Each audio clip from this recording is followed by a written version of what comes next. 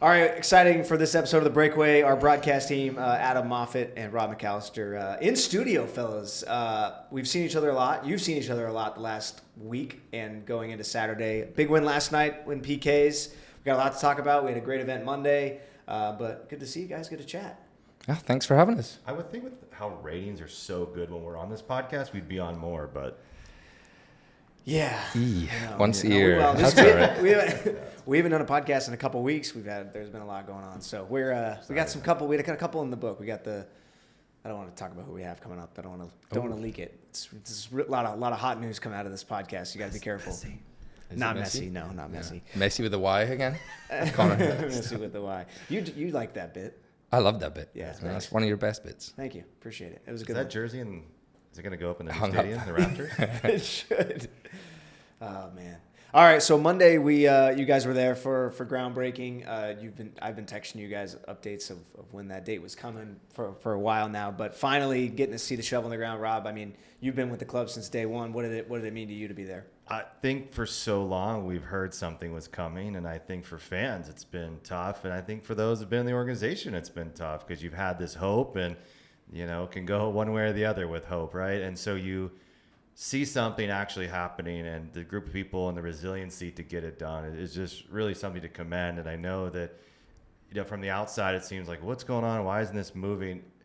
It's really tricky to get these things done, and to have a ceremony just in its own right is tough to do. And I think it's just such an exciting moment for the club, for the city, for the region, for soccer in general. And I just think that we continue to see the investment, and it's so fun to see this realized. We've had a lot of heartbreak over the last decade, and to see this finally come through. I mean, people don't realize Heart Health Park was originally constructed as a temporary 2-year stadium. Mm-hmm. MLS talks were happening early 2015, really once the championship and the buzz was happening late 2014.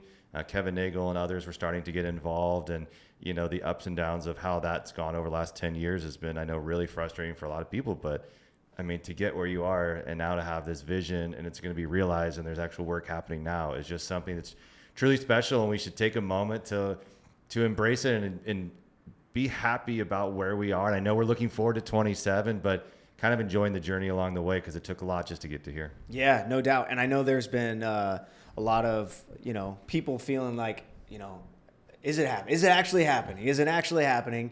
There's been a lot of stop-starts over the years, but I feel like that groundbreaking, I think we announced we actually owned the land earlier the week prior, which is the first time that had happened. And so that was a big deal. And finally getting to see the groundbreaking happening and something actually happen, Adam, I feel like hopefully people start to realize now we can actually grab onto something that is physically happening. Yeah, that's good. We own the land. It's important. Groundbreaking on there might not have been too good, but I think a lot of credit has to go, to the fans, because with the upsets, the ups and downs that Rob spoke about, a lot of people get frustrated, not only within the organization, but the fans who fill these stands. But yeah, they've kept showing up. Yeah. So then when you've got ownership coming in, they're not coming into somewhere that doesn't have a fan base and you have to start over. It's like, no, we have a passionate fan base. They're one of the best in the USL. I would say the best in the USL. And it's continued to be so despite a lot of letdowns. Mm-hmm. So I think a lot of credit really does have to go to them. And that definitely, I'm sure, helped the ownership and their ambition as well. Yeah. The one thing I will say about all of this is that our fans have been incredibly patient. And you look at kind of the facilities now and not having full control of facilities. I think the game day experience is going to be 10, 20 fold of what it's going to be at the rail yards. And I think that's what we're going to see so many more people coming back and re-engaging with the club in a new way that we haven't seen, just because it's something that'll be so prideful. And the one thing I've just always been impressed with Sacramento is not really the love for sports, but the continue that we still have sellouts. And we're 12 years into this thing. You can go around clubs that got expansion, quote unquote, to MLS that leapfrogged us, and they're not even getting 5,000-6,000 fans right now. And it's just, it just shows how incredible this market is at any level, at any division we're going to be playing in, that our fans are right behind it. And I think as a player, I mean, Adam, you stayed here after playing here. Yeah. It is a special place. And I think it's easy to say, oh, it's so great here. We have the best fans in the world. I think everyone says that, and it's not really true in a lot of communities. I think our community is the best in all of USL and maybe most of these Major League Soccer clubs. And there are others that do a great job, but it really does stand above so many markets that I'm just really myself proud to be a part of this club for so long. And it's great to just sort of see all this coming together, and just the future we have is so bright. Yeah, I think that's what's crazy, is not even knowing what the game day experience and how great it's going to be. We know it's going to be awesome. It's going to be way much better. A place we can all call home is amazing. But actually stepping in there the first time, whenever that ends up happening, even if it's, it's going to be well before the first home game, hopefully, probably. Cross my fingers. But yeah, I think that's one of the things I'm most excited about, is getting to see the process too. There's a joy that has to come with the process of getting this done, because otherwise, like, it wouldn't have gotten it done. So you have to take pride in every single accomplishment that may seem small. And that's why the groundbreaking one, to me, it's the most concrete, physically and metaphorically, in terms of accomplishments. And that's why the community, hopefully, I know there's a lot of people who are still maybe a little bit nervous about, well, what's going to happen now? That when you start to see stands go up, like, that's the impact of, like, oh, this is happening. And it's not even the aspect, because, like, we were down there. Have you guys been on the site before, by the way? Years ago. Okay. Have you? No, first time. Okay, down so there, I was down there. I was out there about 2 weeks prior. Never been out there. I kind of knew-ish where it was. Like, it is a massive area. Yeah. And seeing, like, how large it is, and the fact that, like, this is all going to get now because of the stadium. And I know there's other stuff with Kaiser and things going on the other side of the rail yards. Is all going to get developed in this huge empty area. I mean, there's a million pieces of this that are so cool. The soccer part, the club part, obviously the driver. But the fact that all this area is going to get developed now because of kind of what has started and happened with the club is just next level. And that's a huge piece of it. Well, you played in Seattle. I mean, look at Amazon did the whole area. There was sort of a similar situation. They had these kind of big infill areas that a lot of abandoned warehouses, and that has completely been transformed. I'm not quite sure what the community's called or the neighborhood's called, but it can happen. Obviously, we're not going to have Amazon here, but this can be a catalyst. And I think you have these infill, and you have your Golden One Center, and you have a lot of synergy now happening between these places. I know there's the big Department of General Services building right next door. And so you're just sort of uplifting this plot of land that has sat empty for decades and decades. Yeah.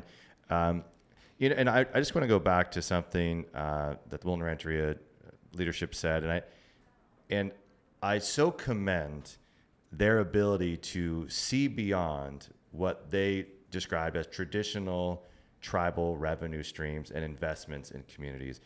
And to me, this says something about who they are, what they're about, and why they are going to matter and be a really big deal in this community, as they should have been for generations to come. Yeah. And it's really exciting. And there's just an energy around the club these last few years that has been completely different, because there's now a direction forward and moving forward that I know that everyone is just so excited to be a part of. And I just give them a lot of credit. I give Kevin Nagel and his leadership a lot of credit just to continue to stay with this. I think if it's me, and I probably would have pulled out a long time ago if I was Kevin. And I mean, the heartache and the public ridicule he's sort of taken from this has been really probably unfair. Totally. And I would have been like, you know what? This isn't worth it to me. There's other things I could do. And he stuck with it because he believed in this mission, and the partnership now that we have between the two.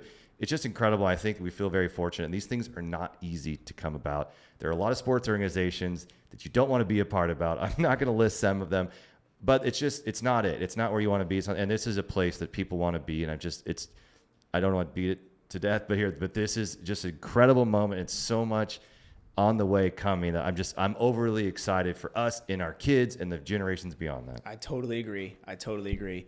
And being able to have a place that we can call home to, we've talked, behind the scenes about what it's going to look like for the three of us, how it's going to change our kind of lives in terms of where we go, broadcast away games, things like that, which I'm super thrilled about.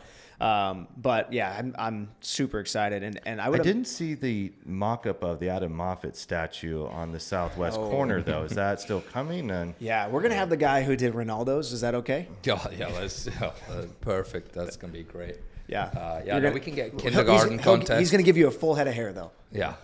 And he'll be on the training table getting treatment. So it's going to be great. Just like how he was when he played here. Limping across. Yeah. Choosing the right health plan for you and your family is simple with Western Health Advantage. Their plans include wellness programs that put you in the game and on the field with ways to stay fit and healthy. Check out their affordable plans that have been helping keep our community strong for over 25 years. Go online to westernhealth.com. Again, that's westernhealth.com. This episode is brought to you by Smud. Are you ready to join us and put down the pump? If you're ready for a clean start, contact Smud first. Smud will help you find ways to save, share the best options to charge at home or on the go, and answer any questions you have about owning an electric vehicle. For everything you need to know about buying, charging, saving, and low rates, start here. Contact Smud at smud.org/driveelectric. This episode is brought to you by UC Davis Health, where care goes beyond hospital and clinic walls to advance health and wellness, because better health takes more than health care. It's having access to healthy food, supporting communities, and believing in better. Learn more at believe.ucdavis.edu. I figured you've obviously been with the club a long time. Adam, you've been with the club since when, 2016? 17. 17. Yeah. So, I mean, you've been around just as long as both you guys have been longer than me, but and feeling the ups and downs, and it's been a roller coaster. And you know what's interesting? I mean, the team playing well right now is an incredible aspect, but there was a period of time where a loss felt more painful because you didn't know what other things were happening, right? Like we didn't have a stadium plan that we were working towards, or maybe they were behind the scenes, but not publicly. And so now a loss is still important, but you know that the club is progressing and going to a new place. It's just a completely different feel, different atmosphere. And then segue to last night's game and how the team is playing right now. It's like both things are flying really high. Todd has talked about this a lot. One of the things he has always said about Neil is that his teams peak at the right time. Early on the season, there were some issues. We had a lot of injuries, weren't playing all that great. Grinded out a win yesterday. I know Oakland wasn't a result that we wanted, but like consistently the past really 45 to 50 days, the team has been playing extremely well. And now we're going to the semifinal for the Jaeger Cup, and now anything can happen, right? I mean, that last 15, 20 minutes, Loudon was really trying to get that final goal. We held them off, and we advance. Yeah, it was a great result, and again, you're going to have games like that. The team they've put a lot into this season so far, and I think that's, as Todd mentioned, Neil, he keeps his cool. He does. You hear him on the sidelines, he's loud, but I think he doesn't get too high or too low. It's like not too emotional after Oakland. That happens. I've been in those situations as a player, but it's keeping the big picture in sight. And the big picture is, can we make sure that we're playing our best stuff when it matters, right? Because it doesn't matter if you finish first and you're not in the best of form. So a lot of credit has to go to the team last night. They stuck it out. It did look at times like, hey, Loudon's going to get one here, right? But you go on the right. How many times this year should we have got points and we were unfortunate at the end of a game, right? Or the other team. It goes both ways. So, but a lot of credit to those players. I know how hard it is to get on a plane after a game and fly right all the way across the country. They'll be doing it again next month. So, but a lot of credit to them. And then huge shout out to Jared Mazzola. What a night! Wow. Yeah. Really happy for Jared, honestly. Yes. Here's a guy who is sitting behind Danny Vitiello. I know we talked about it on the broadcast, but has to continue to be ready every single day. It's not like a midfielder, or hey, someone's going to get a rest. And the only time he's sort of been promised anything, and I don't even know if that's the right word, is hey, you're going to get some opportunities in the Jägermeister Cup. And every game he has continued to perform. And if you look at the one goal he's given up, sort of a fluky. It was we were going for it on a corner kick, and he kind of had no chance. I don't know what goalkeeper is going to make that stop at the end of the game against Orange County, but he's been brilliant. And then to do what he did in penalties and to ultimately win the game. I know Pirano is going to get a lot of it for Christian with a fantastic finish to win it. But Jared Mazzola won that game for us. And I think that is what is so great. I'm so happy for him, and a lot of credit to the coaching staff for believing in him. And, I think you talk about Neil Collins and just the identity of this coaching staff. It's that, like, they're intense but emotionally stable. And I think that's, like, really hard to do. It's like, he's going to be fired up. He's going to be into you.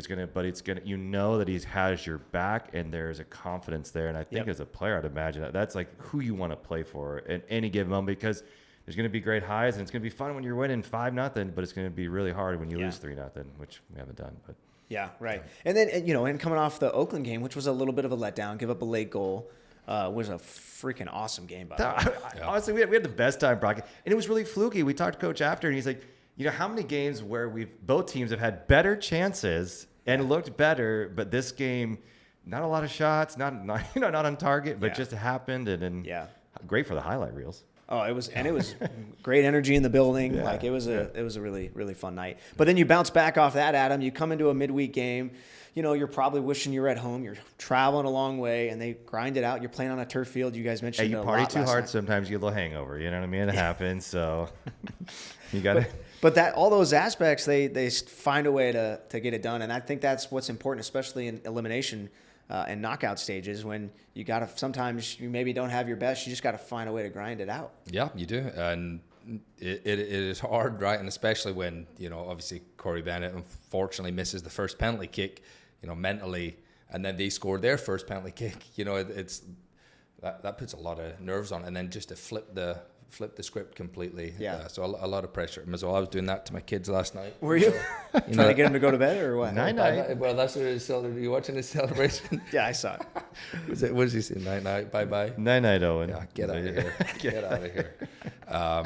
You're like, that's my new. Yeah, I'm gonna keep doing that. But yeah, brilliant. I mean, just the fact that you're now one win away from getting to a final. Going all the way across country though, Rhode Island now. Yeah, well, but we've been there. We won 2-0 there already. So again, you can pull on past experience. It's very different in a cup game. But as you mentioned, the last 50 days or so, I know that's a weird way of saying it, but the last couple months. Thanks for criticizing me. My question. I was trying to get down to like the time where things flip. But. Yeah, but they've been, I think, the best. And who was it this morning? Espen guy. Yeah. On that Galasso show had us ranked third out of the 4 teams remaining. Ricky Espen, is that his name? Yeah. Ricky Lopez Espen, yeah. Come on, Ricky. Does he not watch the games? Greenville Triumph last, us next, then Rhode Island, and then Hartford. Is it just I don't like know. the I hot was streak? putting a chip on my shoulder. I'm not playing in the game. Oh. Yeah, ranking us third out of the 4 teams that are left. What are we unbeaten? 8 straight now? More than that? We had Orange County was the last loss. June 21st, I think, right? Yeah. And Yeah. It's crazy. Again, it doesn't matter, but if that's some good fuel for me. I'm okay with it. It's gonna change the way you broadcast now. You're gonna be fired up. Yeah, I bet you that. Hey, who knows? I know he's buddies with Roro, so maybe he is just lighting a little fire under there. Who knows? Yeah, I don't know. We'll see. Interesting. Yeah. Well, we go again Saturday. Against, I think we got El Paso, which we beat 3-0 here, which is a great win. That was a fantastic. To me, that was sort of the coming out party. Like, okay, this is what this team is. This is who our identity. This is how we play. And when we're 18 strong, and everyone comes in and contributes in a way, and unselfish from Herrera to have Pirano finish the game. It's so impressive to watch. It's also really fun to watch, and it's really neat to see. When Adam was out and Jimmy Conrad comes in, and is just so impressed by how the team is performing and the details in which they're doing. Because sort of an outsider doesn't watch a lot of games, and he can pick up right away, wow, this is just a different team. And he's played at the highest level. He's been on the U.S. men's national team, and I think we see it. We almost kind of get used to it, but I think it's sort of exciting to have a third person come in to go, oh man, this is next level here, and they got to keep it going though. And that's gonna be the hard part. I do wish though that this version of this team would have gotten to play San Jose in that Open Cup game. That's like my one, because I do think it's a completely different game. And I know we rotated a lot for that game in San Jose, but if the level that team's playing at now is in that Open Cup, I think it's a completely different, especially the way the back line has been playing too. Yeah. But you're building for something, right? Yeah. Well, you got 3 competitions now. I mean, now it makes it harder. And, this is our first taste of Jaeger Cup. And it was fun watching you guys like track scores last night. I know the game that you missed when Scott Marsh came in, the final group stage game Adam was in just crunching some numbers. He had an Excel spreadsheet. Rain Man? Yeah, you were Rain Man in it for sure. But it is fun. It's cool. Did you go to Walmart after? Kmart. Is it Kmart? Kmart. Yeah, gosh. New reference for the Kmart doesn't exist anymore. So. I know. Yeah. But and then you return back to league play. I'll be interested to see what we see lineup wise this Saturday. I also think they've done a really good job of managing minutes. Like they're making sure guys get rest midseason, so we don't. I think we saw a little bit of burnout at the end of last year with certain guys that hurt us going into the playoffs, and it seems like they're really conscious of that. Also, having a deep bench has really helped. I mean, even bringing a guy like A.J. Edwards in off the bench last night, and he goes 3rd in penalties. And I think you guys were maybe a little shocked too. And I was like, and he came up confident, cool. Yeah. It's impressive to see how many guys can step in and really make a difference. And credit to the coaching staff because and I know Neil gets a lot of credit, but it's the entire staff. They give these guys a lot of confidence. Yeah. And they all have said, I think Bro Rose said on this podcast, they're so well prepared. He said they will pick out things that we didn't even know this team could even do. They haven't shown it. They're like, we think they're going to do this, and then they do it. So I think the players have so much trust in what the staff is telling them that it's easy to go out and perform and go, hey, it may not work for 10 minutes, but in minute number 23, it's going to start to click. And it just seems to do it. And I think there's some magic there that it's not always clear when you're just watching sort of the game develop. But I think, I mean, Adam, you can say you've played for a lot of different coaches. In having few guys trust the coaching staff is probably one thing, but to have the collective group like this is really something special.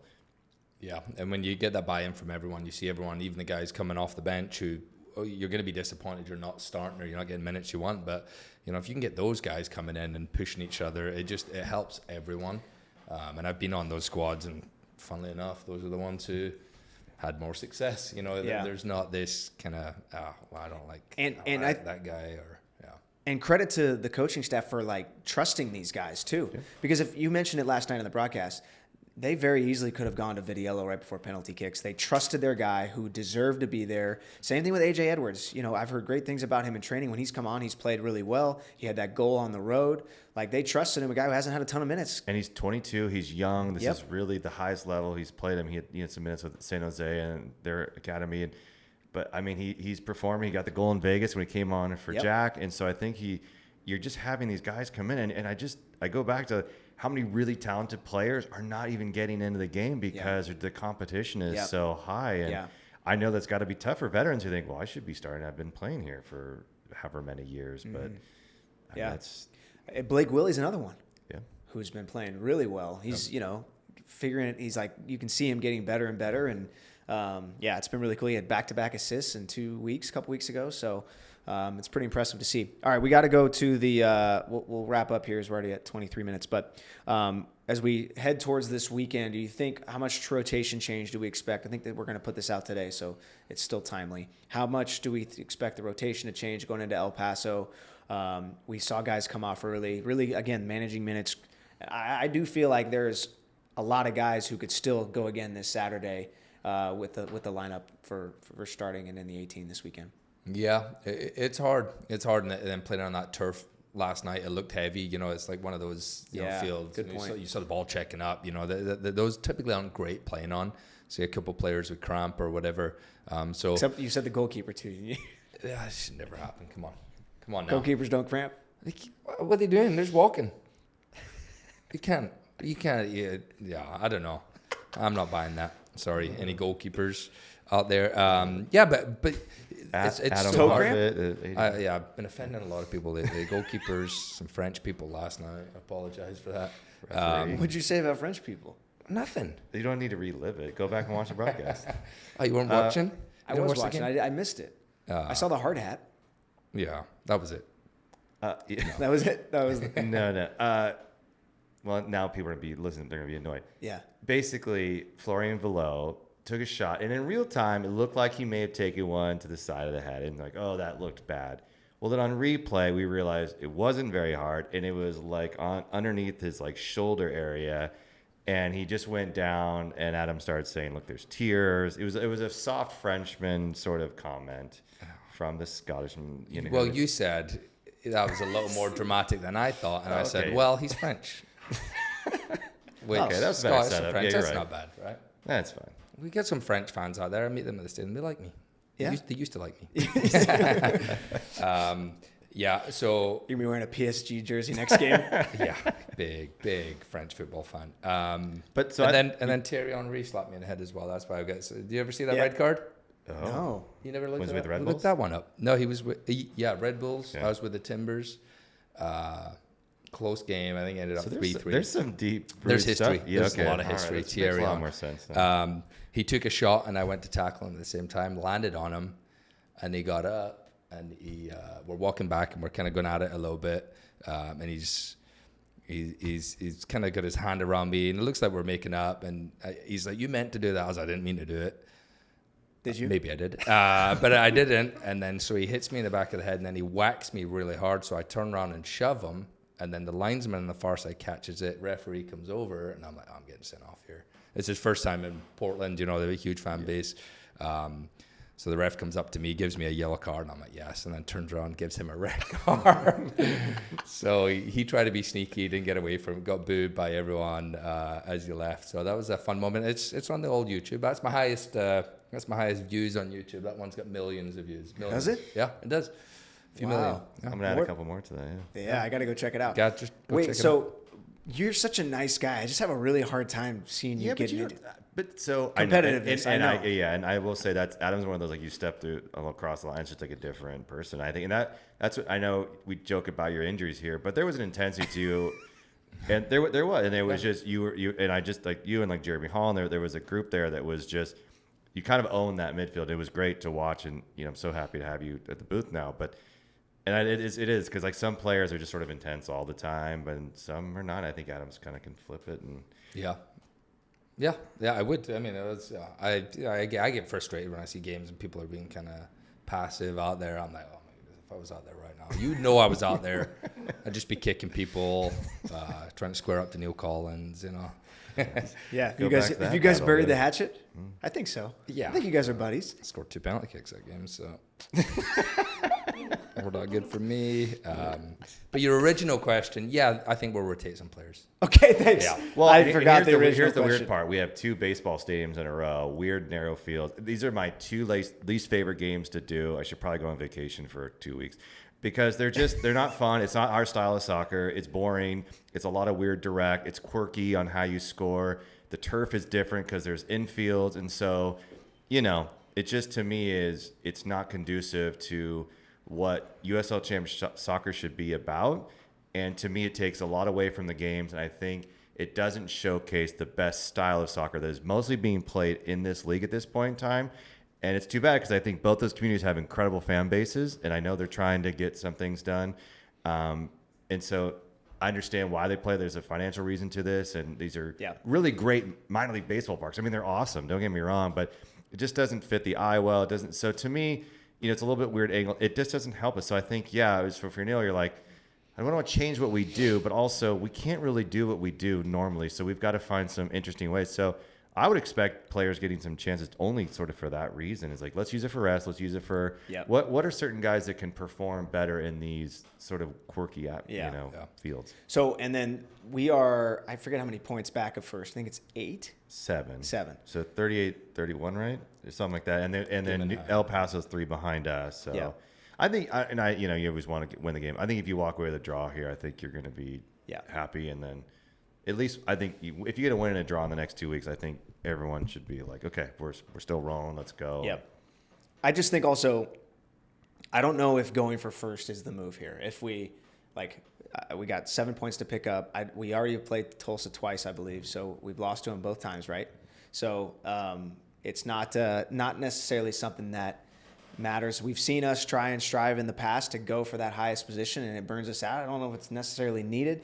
Who knows? They could get knocked out first round. That's kind of the way USL's gone. So obviously, I think going for second place would be a major win. And I know you want to get the Supporters Player Shield. I always forget what it's Well, called. you're not getting it. I mean, Yeah. Charleston and Lewis City are so far ahead of everyone. Then that's the problem too. The Eastern Conference teams are so top heavy, and like West is everybody's good. East top is good. Everybody else not so great. Yeah. So the points differential is so tough on the West. I mean, I can't. There's not been. I'd have to look at the stats, but how many Western Conference teams have won the Players Shield? It's not very many. It's almost I always think in the Phoenix East. when they had that legendary Yeah, in 68 21. points or 78 points, whatever that was, that one. Yeah, and then I think San Antonio maybe, and we were second and 14 to Orlando, and but that was a combined. But yeah, I know it's pretty rare. Yeah.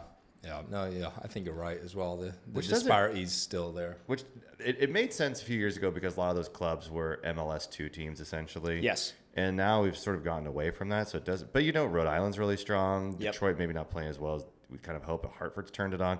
So the East is probably going to be a little bit stronger, and I think if I'm Charleston or Lewis City, I'm probably a little nervous. I mean, look what happened to Louisville last year. Yep. Yeah, they kind of like, oh, they were running away with it. We're probably going to, whoever's going to see them in the finals, out week 1, at home, so. Yeah, it makes it for some fun. Well, we got semifinal coming up September 10th. I don't think the time has been released, but you can imagine it's probably a little earlier here on the West Coast. And you guys will be on the call for that, as well as this weekend. You guys, busy week for us. Busy week here. Yep. Busy week. Very exciting stuff, though. Oh, good stuff. It's been a fun week. It has been a fun week. A lot great. of celebrating going on, which is great. And Adam and I are still getting along, so we're doing Yeah, great. that's good For now. for now. How many games left? The advent calendar. Do we need to bring back some halftime food segments? Is that what you're saying? That'd be great. Oh, The fans unfortunately did not get The what one. would have been a treat for the second fair game, where Adam was just sitting there Ready with for a turkey leg the size of his arm. Oh, and yeah. we just had complete technical difficulties, and headsets weren't working, camera wasn't working. We had all kinds of issues, and I mean out of nowhere too, and wasn't meant to be, but. You were gonna be really funny, and it was gonna be a moment to remember forever. it was a good turkey leg. It was a real good turkey Did leg. you had it? Oh yeah, I had it. So you just ate it off camera. That's a legend. He ate I'm the not whole gonna thing. waste a turkey leg, huh? Yeah, smoked. Yeah, so good. He got his protein intake for a week. Did you take the rest home? That's No, he that's did- food for a yeah, day. there you And he go. did 12 push-ups right after the game. 12. I made one-handed pull-up there. You saw that one? That was I really did see impressive, that. right? That's I did pretty- that you actually- as leaving the stadium. Nice. Wow. Nathan, I showed Nathan. Super impressed. 2 one-handed pull-ups. He grabbed on the rafters and Tried to did a pull the pull-up. stands down. Yeah, but it might have been a bad idea. Yeah. All right. We're circling the drain. Doesn't even Thank you count. guys for being here. Appreciate it. And we'll see you Saturday. Thanks, Connor. Yep.